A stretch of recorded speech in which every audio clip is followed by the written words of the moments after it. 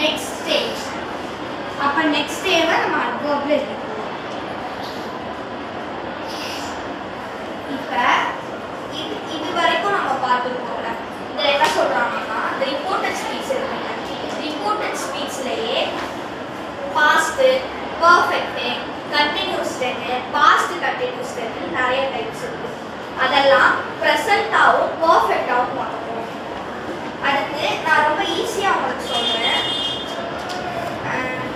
simple present, simple past, present continuous tense, past continuous tense. present அப்படினு சொல்றோம் அப்ப நடக்கிறது, past அப்படினா நடந்துட்டு இருக்குது. இதுதான் ஒரிஜினல் டென்ஸ். இதெல்லாம் நம்ம ரிப்போர்ட்டட் ஸ்பீச்சை வச்சு எக்ஸாம்பிள் கண்டுபிடிப்போம். ஃபர்ஸ்ட் சிம்பிள் பிரசன்ட் பார்த்தோம் அப்படின்னா நான் ஹாப்பியா இருக்கேன் அப்படின்னு நான் உங்ககிட்ட சொல்றேன். ஆனா இதே நீங்க போய் வேற ஒருத்தவங்க கிட்ட அவ சொன்னா அவ ரொம்ப ஹாப்பியா இருக்கா அப்படின்னு சொல்லுவோம். அது இன்டைரக்டா செய்யலாம். இப்ப ஒரு எக்ஸாம் இருக்குன்னு வச்சுக்கலாம். அந்த எக்ஸாம் ஒரு 5 மார்க் எக்ஸாம், 5 மார்க் கொஸ்டின். அந்த 5 மார்க் கொஸ்டின் இம்பார்ட்டன்ட் அப்படின்னு நான் ஒரு பிள்ளைகிட்ட மட்டும் தனியா சொல்லாம கிளாஸ்ல உள்ள எல்லாத்தையும் சொன்னேன் அப்படின்னா அது இன்டைரக்ட். ஒரு கேர்ளுக்கு மட்டும் தனியா இன்க்ளூட் பண்ணி சொன்னேன் அப்படின்னா அது டைரக்ட். நீங்க நேரடியா ஒருத்தவங்க கிட்ட பேசுறீங்க அது டைரக்ட். இதே நீங்க கிளாஸ்க்கு எல்லாருக்கும் சொல்றது இன்டைரக்ட். இதுல நிறைய டைப்ஸ் இருக்கு. அததான் இங்க நம்ம பார்த்துக்கோம். Simple past, simple present, simple past, past present continuous, past continuous, அப்புறம் கேன், மே, மஸ்ட், இது எல்லாத்துக்குமே பாஸ்ட். இது வந்து ரிப்போர்ட்டட் வேர்ட் அப்படின்னு சொன்னேன். இது என்னது ஒரிஜினல் டென்ஸ். அதாவது ஒரிஜினலி நீங்கள் ஒரு டென்ஸ் எடுத்தீங்க அப்படின்னா அந்த டென்ஸ் எப்பயுமே ப்ரெசென்ட் ஆகாது. அந்த ப்ரெசென்ட்டை ரிப்போர்ட்டட் ஸ்பீச் மூலமா நம்ம பாஸ்ட்டுக்கு சேஞ்ச் பண்ணுறோம். என்னது ஒரு டென்ஸ் எப்பயுமே ப்ரெசென்ட்ல இருக்கும், அதாவது நடக்கிறத சொல்றோம். இதை நம்ம ரிப்போர்ட்டட் ஸ்பீச்ல உள்ள டைரக்ட் இன்டைரக்ட் மூலமா பாஸ்ட்டுக்கு சேஞ்ச் பண்ணுறோம். இது ரெண்டுக்கும் இன்வால்வ் பண்ணி ஒரு சென்டென்ஸ் கண்டுபிடிக்கிறோம். அந்த சென்டென்ஸை டைரக்டாகவும் இன்டைரக்டாகவும் கண்டுபிடிக்கிறோம். அவ்வளோதான். இதுல she is gone. இது நம்ம என்ன ஸ்பீச் அப்படின்னு சொல்லுவோம்? அவ காணா போயிட்டா. காணா போயிட்டா அப்படின்னா இப்ப கிளாஸ் இருக்கு.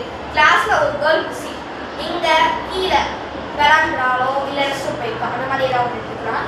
she is gone. அவ காணா அப்படின்னு இப்ப நம்ம ப்ரெசென்ட்டை தானே சொல்லுவோம். அப்ப ப்ரெசென்ட் அப்படின்னு வந்தாலே டைரக்ட் ஸ்பீச் தான் வரும். இப்ப நடக்கிறத சொன்னா இப்ப நடக்கிறதுக்கு பேரு டைரக்ட். இதே இப்ப இந்த பீரியட்ல she is gone, அவ காணா. இதே அடுத்த பீரியட்ல அவங்க என்ன சொல்லுவாங்க அப்படின்னா you said, sorry, she said, she had gone.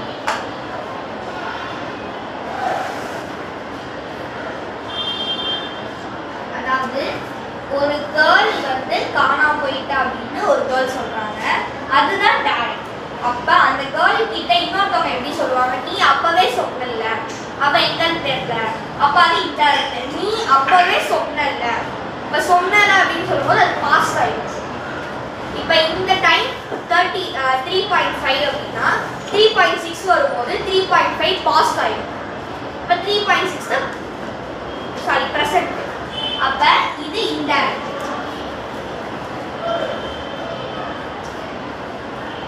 இந்த இன்டைரக்ட்ல இன்டைரக்டும் டைரக்டும் இதெல்லாம் இப்ப வந்து கொஸ்டின் டேக் அப்படின்னு சொல்றாங்க. கொஸ்டின் டேக் அப்படின்னா நீ பேசுற ஒரு விஷயத்த கேள்வியா கேட்கறது. இப்ப நான் இங்க நிக்கிறேன், யாராவது ஒரு ஆள் இருப்பாங்க, வாட் இஸ் யுவர் நேம்? அந்த வாட், வேர், ஹூ, அப்புறம் டே அந்த மாதிரி எல்லாம் வரும்போது அது வந்து கொஸ்டின் மார்க் பண்றது. இப்ப நீங்க இங்கிலீஷ் கைடு எடுத்துக்கலாம், இல்ல அப்படி இங்கிலீஷ் புக்ல வாட்டு இந்த மாதிரி இருக்க எல்லா விஷயமுமே பக்கத்துல கொஸ்டின் மார்க். ஏன் அப்படின்னா இந்த வாட், வேர், அப்புறம் ஹூ அந்த மாதிரி கேட்கும்போது அது எல்லாத்துலேயுமே கொஸ்டின் மார்க். ஏன் அப்படின்னா நீங்க கேட்குற கேள்விக்கு கொஸ்டின் மார்க் வரும். இதே அது ஆன்சரா இருந்தா அதுக்கு நம்ம கீழே டாட் வரும். இடையில ஒரு பெரிய சென்டென்ஸா இருக்கும்போது அது கம்மா போடும். இல்ல அது ரொம்ப முக்கியமான வேர்டா இருந்தா காமர்ஸ் போடும்.